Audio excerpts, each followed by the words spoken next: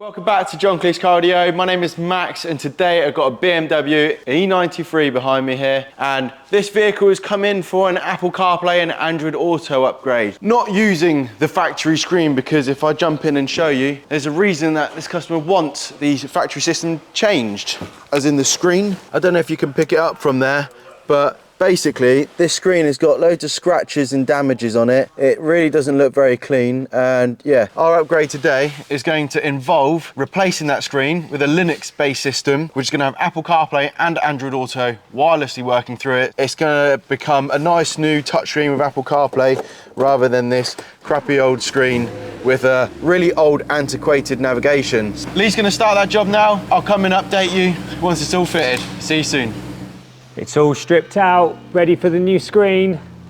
No, you don't just take the screen out and replace it in 2 minutes like online seems to hint you do. It's plug and play per se, but no, you still got to strip apart a bit out. You know, the dashboard trim across, glove box out, head unit out, HVAC unit out, etc. Straightforward enough. More needs taken apart than you may think.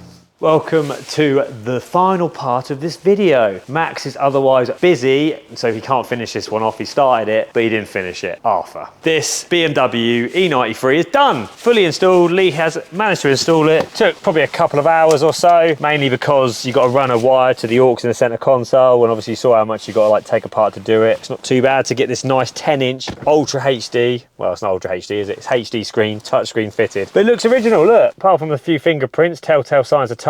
Looks really factory in here. You can put a bigger screen in these, have a bigger whopping 12-inch, but then it kind of takes away the authenticity of this dashboard if you put a bigger screen in it. Let's turn it on, because I think I've already got my phone connected, so I can give you a good demonstration. Put the key in. It'll boot up with the brand Display. Great American brand. Not one, not two, but 3-year warranty. Here's the home screen. Once CarPlay does connect, just like so, my phone is automatically connected. Let's get a bit closer so you didn't get the glare, because from here it washes out, but it does not look like that on my own eyesight. What I'm seeing is that sort of picture resolution. You can use a touchscreen, which I'm going to move my hand over to this side and navigate through if you prefer, and you can use touchscreen to navigate through CarPlay, just like so. However, when you're leaning back here, it's not easy to reach this, so what I prefer to do, I prefer to use the iDrive controller and just spin it and click it. The back button works, the rotary dial works, enter works by clicking it in. So for example, I can scroll through, select like maps, I want to go home, do I? Cool, scroll down to home, go home, you know, 32 minutes.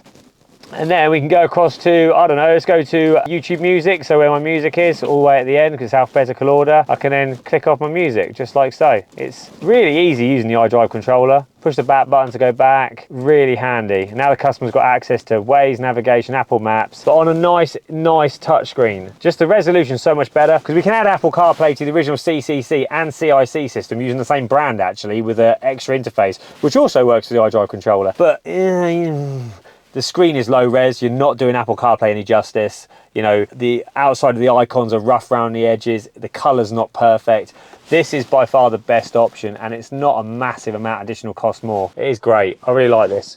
This is our second one now. First one never came back, which was about a month ago for any issues, and generally when it comes to software, gremlins happen in the first couple of, well, the first early ownership of anything. So we're going to keep supporting this brand because actually it's really good. Doesn't try to do any gimmicks. You don't need to watch movies in the car, do you really, unless you've got all the time in the world spare. This is a simple 8.8-inch upgrade touchscreen, utilizing all the factory iDrive controller in the car. You're not modifying anything, but it gives you Apple CarPlay and Android Auto on a nice, easy to use and easy to see screen, which is all you want, right? No gimmicks, no frills, just the bare necessities.